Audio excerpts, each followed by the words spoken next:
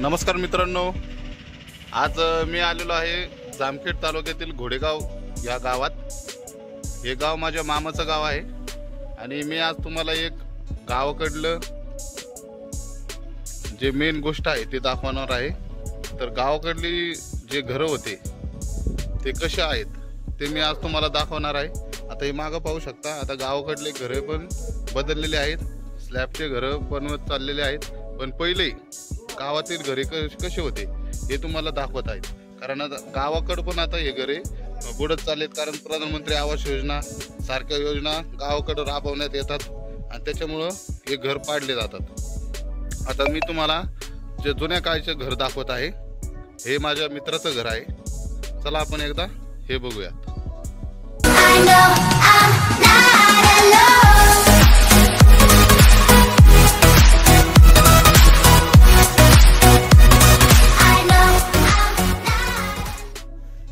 हे बघू शकता, आता हे त्यांना प्रधानमंत्री आवास योजनेमार्फत हे घर मिळालेलं आहे आणि हे त्यांचं जुनं घर आहे। पण हे काय आलं, हे मातीचं आहे संपूर्णपणे, पण पावसाळ्यात काय आलं, हे गळत असल्या कारणानं आणि जुन्या घराचे कारागीर मिळत नसल्या कारणानं यांनी इथे सिमेंटचं प्लास्टर केलेलं आहे घराला, म्हणून हे असं दिसत आहे। पण आपण आता या घराच्या आतमध्ये जाऊन पण बघूयात की हे घर कसं आहे, जुन्या काळातली घरं कशी आहेत। हे नंतर हे सिमेंट वगैरे लावलेलं आहे। आता तुम्ही बघू शकता, याचं जे छत आहे हे संपूर्ण लाकडाचं आहे आणि लाकडाच्या वर मातीचा थर देऊन ते व्यवस्थित करण्यात आलेलं आहे। त्याला कॉन्क्रीटीकरण जे म्हणतो आपण त्या पद्धतीचं ते करण्यात आलेलं आहे। या चौकटी पाहू शकतात, जे जुन्या काळचे कारागीर होते ते किती ताकदवर होते। याचं एक उदाहरण आहे, इतकं मोठं आणि जाड लाकूड उंच ठेवून ते कसं काम करत होते। आणि त्यावेळेस तर क्रेन वगैरे सारखे JCBs नव्हते, तरी पण त्यांनी इतक्या चांगल्या प्रकारे हे काम केलेलं आहे। इथे बघू शकता तुम्ही, लाकडाचे 2 घोडे आहेत, ते पण कसं कारागिरीने काम केलेलं आहे। हे सुताराकडून करून घेत होते सगळं काही। बघू शकतात किती छान प्रकारे ही डिझाईन आहे। आणि हा दरवाजा पाहू शकता तुम्ही, किती छान आहे। जी कडाची असते ती चौकट आहे आणि जो मध्यभागी आहे तो दरवाजा आहे, झडप म्हणतात त्याला। आणि या झडपा पण बघू शकता, जसे राजे महाराजांच्या किल्ल्यांना तोगदार असे असतात, हे प्युअर पितळी आहेत।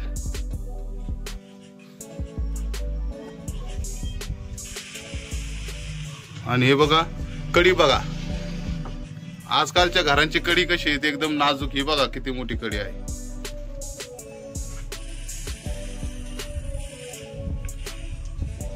आता इकडे घर ओपन आहे, मी तुम्हाला ते त्याच्यात आतमध्ये जाऊन दाखवतो। आता आज तारीख आहे 27 मार्च 2024, म्हणजे उन्हाळ्याचा महिना आहे। आणि मी सावलीत आहे तरी पण मला गरम होतंय, इतकं ऊन आहे गावाकडं। आणि मी आता पत्र्याच्याच रूम मध्ये होतो, तिथं पण मला खूप गरम होत होतं। आता ह्या घरात पाहू शकता, लाईट नाही, कुठल्याही प्रकारची इलेक्ट्रिसिटी नाहीये आणि इथे फॅन पण नाहीये। पण ह्या घरात इतकं छान गार लागत आहे की मी सांगू नाही शकत, जसं की कोण AC बसवलाय असं वाटतं। इथं इतकं गार लागतंय। आता तुम्हाला माती दाखवू शकतो मी इकडे, ही माती इथं। आणि हे ढेपे असतात, जसं विटा असतात ना तसे याला ढापे म्हणतात। ते ढापे बनवतात अगोदर, आधी ढापे बनवायचे, मग ते वाळून द्यायचे उन्हाला। आणि असे घरी उन्हाळ्याच्या दिवसातच बनत होते, असे आमचे आजी आजोबा आम्हाला सांगतात। कारण मग ते ढापे वगैरे बनवून वाळून द्यायचे, त्याच्यानंतर घराचं काम चालू करायचं। ही खूप मोठी प्रोसेस होती। परत सुताराला पण ऑर्डर द्यावा लागायची हे लाकडं बनवण्यासाठी, फळ्या बनवण्यासाठी। आणि हे लाकडांवर पण पाहू शकता, बारीक बारीक डिझाईनचं काम केलेलं आहे, रेशनचं काम केलेलं आहे छानपैकी।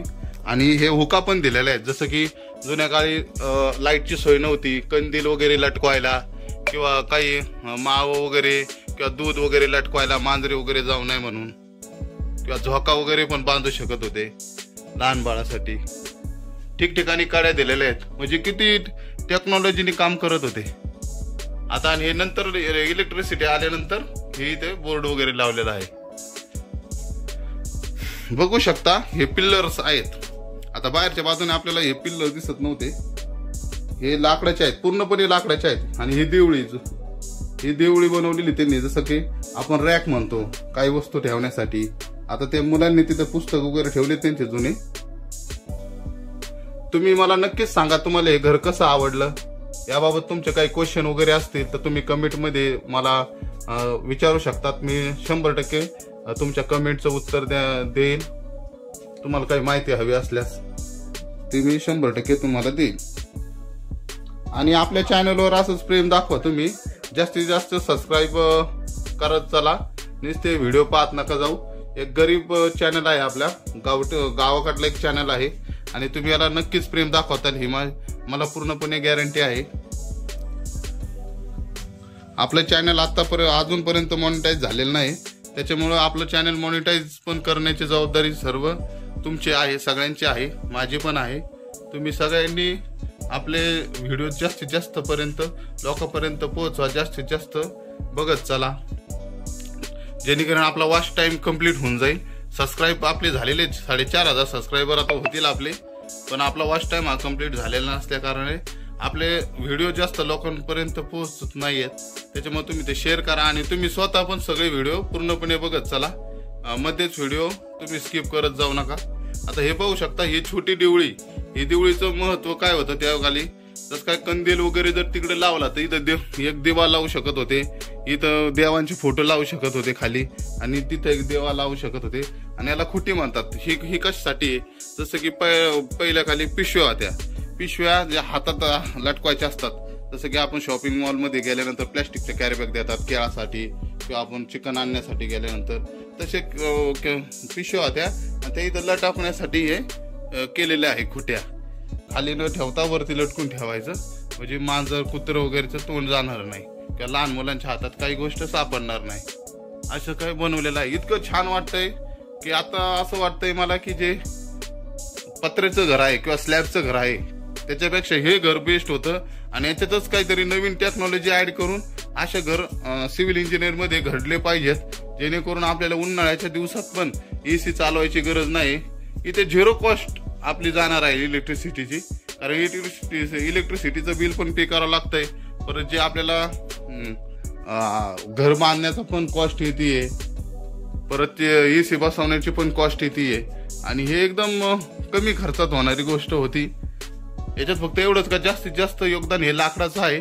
आणि हे लाकूड पूर्णपणे मला असं वाटतं की सागवणी किंवा जे जास्त दिवस टिकल या पद्धतीचं लाकूड वापरलेलं आहे.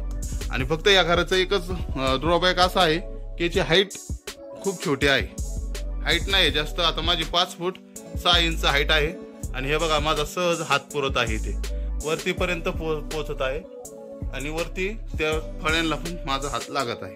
अशा प्रकारे आहे. तुम्हाला जर आमचे व्हिडिओ आवडत असेल ना 100% लाईक करा, सबस्क्राईब करा, तुमच्या मित्रमैत्रिणींपर्यंत हा व्हिडिओ शेअर करा. असेच मी आपल्या चॅनलवर व्हिडिओ अपलोड करत असतो. असंच तुम्ही प्रेम दाखवा.